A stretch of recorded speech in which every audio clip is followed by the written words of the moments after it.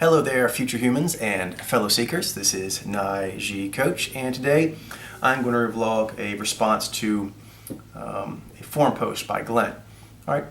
Hey there, Coach. I've been recently thinking about love and relationships quite a bit and have wondered about the concept of a soulmate.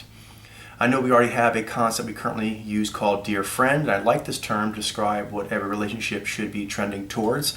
But at the same time, I also feel a need to want to distinguish it from the more intimate and romantic relationships shared by couples in love. I admit that I've thought about soulmates before, but always seemed too whiffy and too spiritual, so I never really bothered to look into it all that much, if at all. But I feel like I've matured quite a bit now, and I'm actually genuinely interested in wanting to look into this area to see if there may be some nuggets of wisdom. Needless to say, this gets into the topic of true/real love, which I've also looked into, but obviously that has to it a bit of a different feel. Okay, and then also you say that you posted this in the Empire of Enlightenment because the question should apply to all mojos, but you're interested in your storyline as well. Okay, well, let's see. First, about the Empire of Enlightenment, actually that was designed more for talking about the difference between the Podler model and other models out there, Omni models in particular, but any model of thought. So actually, probably in the future, if you want to make sure it goes for all mojos, you can just put it into, where did that go? Podler Planet, yep, so first one up there. So just put everything that's meant as a general question to Podler Planet. All right, well, let's see. I think this will be the beginning of an ongoing conversation because obviously there's a lot to it and it's a bit tricky. So I think that best to do is to define terms. So we'll start with dear friend, which you already mentioned. In Podler, we have a specific use of that, which you basically highlighted, which is that's where all relationships should go, where you honor them and yourself together to the highest of your ability, wanting the best for everyone involved. And that can actually have an intimate phase to it, and then you move beyond the intimate, or you never have an intimate, or you have an intimate and you always have an intimate. So those overlap. So there'll be a lot of that here. All right, so there's some other terms that are relevant. In Podler theory, we have one that I'll be playing around with is doing more in describing things in first degree terms, but I will also, since you do more than first degree, I will touch on those elements as well, but I'm trying to focus more on first degree Podler theory. Okay, so with the data, we have a concept which is, I'm going to call it, I don't know what term exactly yet, but either I'll say field mates or channel partners, I'm not sure. Maybe field mates because the fields, in obviously second degree and higher, we can get into under the hood, and thus there's like energy fields. We're not going to call them energy fields, just fields, meaning aesthetic fields you can observe, fields of the face, visual observation fields. All right, well, we can see that relating to intimate partners, soulmates, things of that nature, that when it comes to people having a long-standing, very close relationship, with intimate and even without intimate, the most common pairing is the field mate or channel partner, which relates to storylines duos from second degree social alchemy. And what that is those that share, like for example, I'm an IG, and you have the Nez field, the Jez, the Zez, and the Vez, and everyone has those fields in some sort of strength ratio of signal. And overwhelmingly in intimate relationships, but also like long-standing life partners, business partners, campaign partners, life project partners, things of that nature, the thing you see most overwhelming is they share that signal strength related to those fields. So for an IG, that would be another IG or a Nijai. So I'm sure there's some crossover to what you're talking about here, because you're talking about a person that you can get very, very close with. Often there can be an intimate component to that, and it will be for a long period of time, sometimes one's whole life. All right, what else? Next is mojos that are palette complements, meaning that there are 8 palettes that we can visually see, and of those, every face has 4 palettes of the 8 in some sort of signal strength hierarchy.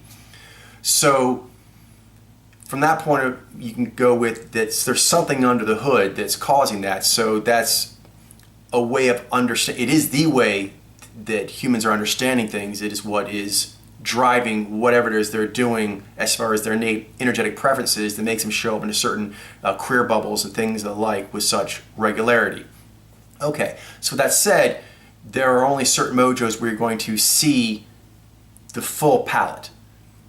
So that would be any, for an IG, that would be anything that is some combination of Ni, Jai, Z, and Vi in whatever order.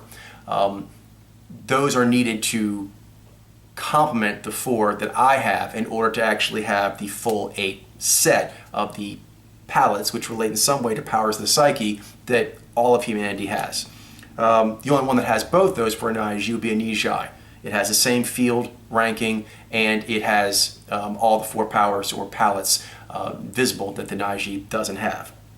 Okay, and obviously that relates to inspirational powers if you get under the hood more. Did your friend? Last one is life partner, and that is a person that is, I think, maybe most related to this soulmate concept, but life partner basically means someone that you can spend the majority of your time kind of bonded to in order to get through life in a good way, in a peaking way. So any mojo can provide that, and that can be influenced heavily by life circumstances to where it is a good fit for the life you lead. Okay, so those are 4 concepts, meaning a mojo that has powers you don't to complement, a mojo that has the same field energy strengths. That seems to be very, very important from all the demographics we have so far. That is the most common pairing up of life partners. But life partners is its own thing, which is meaning you have paired up for a long period of time for some sort of important aspect of life, perhaps your whole lives together. All right, so those are terms that get used in PodLayer, and make sure we're kind of precise on those. Then there's like 3 other words that I think are relevant. One is lover. That's not where we use a lot, but I mean it's important to kind of distinguish. It means someone you have an intimate relationship with, but it doesn't necessarily imply any of these other terms. A muse, that is someone that, some being, some creature that fascinates you. Obviously in artistic terms, you could have a muse be a car. You're really, inspired by this car, makes you want to draw stuff, think stuff, do music, whatever. But often a muse is another person, and there can be a lot of crossover between a muse and a life partner, muse and a mojo that has that right field signal strength, and so on. And then this last one here, this gets into second degree because it's getting into under the hood and into the unconscious. But basically, I feel quite strongly that I have a good connection with my muse, my unconscious genius, to the point that I have very strong visualizations of it, and they match up very much with Ni Jai in the real world. So there's also the idea that you are your own soulmate, and that you can complete yourself with the 4 powers or palettes that you don't have visibly or consciously with second degree. That is actually able to be done within yourself, although you have to, you have to do meditating, you have to think upon it, you have to do various shamanic kinds of rituals in order to do it. I'd say shamanic or artistic in order to do it. Maybe spiritual is even the right word. All right, so now soulmate comes into this mix, and it's a bit of a vague term, so I think we need to kind of try to figure out what we're talking about. So I'm just going to use some terms that I've pulled up here. I have 3. One is from dictionary.com. Soulmate, a person with whom one has a strong affinity, shared values and tastes, and often a romantic bond. See, soulmate almost sounds like a kind of type O word that can mean different things in different ways, which is fine. Language is flexible like that. But when relating to more specific wording choices or even technical word choices, you sometimes have to go into the definition. So strong affinity, I would relate that to the field strength. shared values and tastes. That probably relates a bit to life partner, someone that you can be doing the campaign of your life existence with them, and they would be someone that shares values and tastes to the point that you could do that successfully together. And then often a romantic bond. So then we're talking about intimacy and lover status. All right. So next you have a Wikipedia definition. A soulmate is a person with whom one has a feeling of deep or natural affinity. This may involve similarity, love, romance, comfort, intimacy, sexuality, sexual activity, spirituality, compatibility, and trust. But here it almost seems like soulmate is possibly a combination of all these things: channel partner, complement, life partner, and dear friend, or it's a slice of it. So soulmate seems to me almost to be, in a useful way, a less precise wording that can mean one or more of these more specific kinds of relationships or definitions of interpersonal energetics.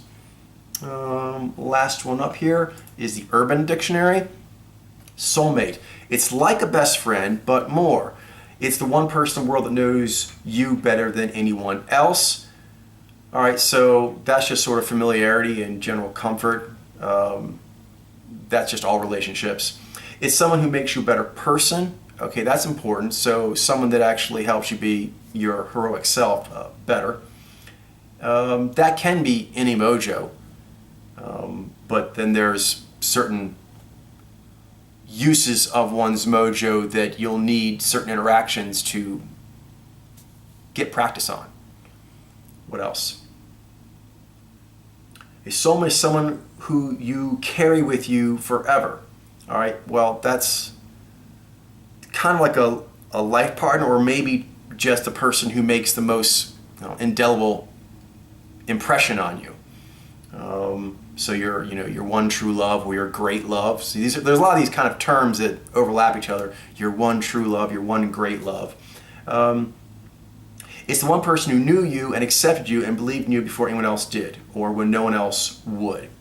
All right, so this is kind of getting into story motifs, meaning a person that actually encounters you when you are in a vulnerable state, in a still developing state, in a unsure of yourself state, and they've seen you go through that kind of arc into being strong, into being very strong, and maybe even back again to being vulnerable again. But they've seen this full cycle of your character, and they like it, or they're good with it. They feel love towards you.